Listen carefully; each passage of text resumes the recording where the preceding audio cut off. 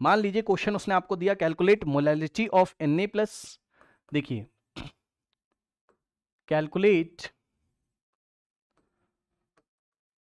Molality of Na+ mean sodium plus and phosphate and PO3 या PO4 3- है ना, phosphate ion याद है ना, PO4 3-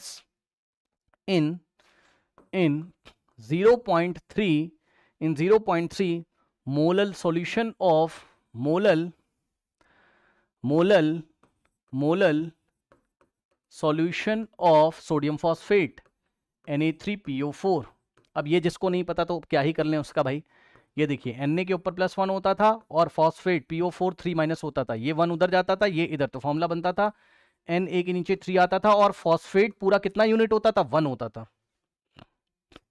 इसको ही हम लोग क्या लिखते थे बताइए, Na3PO4। अगर आपको नहीं समझ में आ रहा आप ऐसे लिख सकते हो, Na3PO4 के नीचे 1 लिखा रहता है यहां पर, समझे। Na+ क्या था आपका, कैटायन था, और ये आपका एनायन था, ठीक। अब ये बताइए गिवन क्या है आपको, बताइए गिवन क्या है, मोलैलिटी आपको दिया है किसका, पढ़ लो ध्यान से, इस मॉलिक्यूल का मोलैलिटी आपको दिया हुआ है कितना, 0.3 मोलल, यस और नो।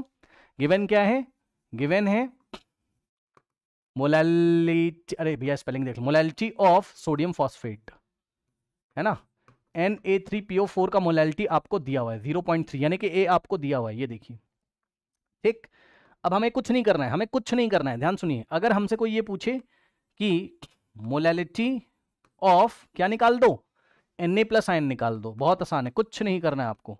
Na+ आयन की मोलैलिटी, भाई कुछ नहीं करना है, जाके देखिए फॉर्मूला, Na के नीचे क्या लिखा हुआ है, 3 लिखा हुआ है ना, तो 3 लिखा है और इनटू इस मॉलिक्यूल की मोलैलिटी, खत्म।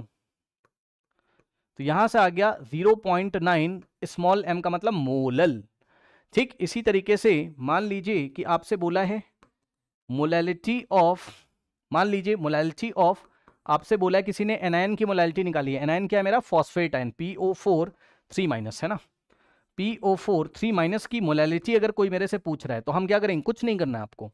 ये देखिए इस पूरे फॉस्फेट के नीचे क्या लिखा है, 1 लिखा हुआ है ना, तो हम क्या करेंगे 1 into molality of the molecule, खत्म, ठीक, कर सकते हो।